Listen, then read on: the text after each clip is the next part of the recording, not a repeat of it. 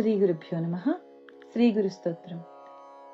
अखण्डमण्डलाकारम् व्याप्तं येन चराचरम् तत्पदं दर्शितं येन तस्मै श्रीगुरवे नमः। अज्ञानतिमिरान्धस्य ज्ञानाञ्जनशलाकया चक्षुरुन्मीलितं येन तस्मै श्रीगुरवे नमः।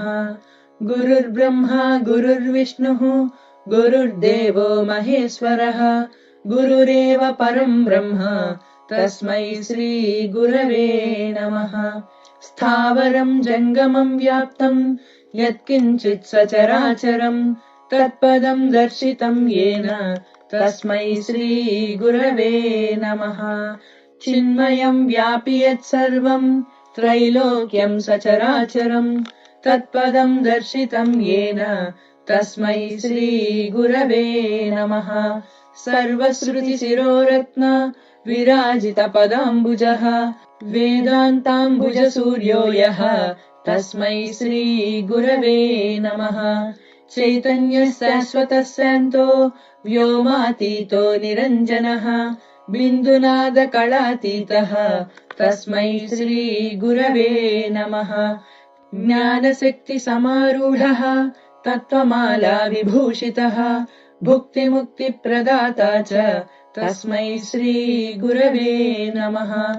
अनेकजन्म सम्प्राप्त कर्मबन्धविदाहिने आत्मज्ञानप्रदानेन तस्मै श्रीगुरवे नमः।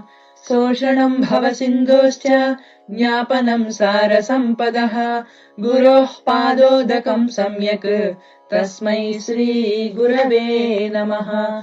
न गुरोरधिकं तत्त्वं न गुरोरधिकं तपः तत्त्वज्ञानात् परं नास्ति तस्मै श्रीगुरवे नमः।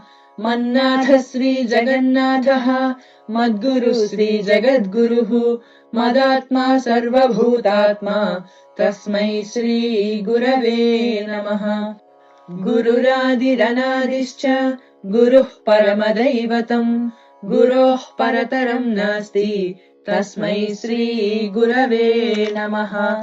त्वमेव माता च पिता त्वमेव त्वमेव बन्धुश्च सखा त्वमेव त्वमेव विद्या द्रविणं त्वमेव त्वमेव सर्वं मम देवदेव त्वमेव सर्वं मम देवदेव त्वमेव सर्वं मम देवदेव।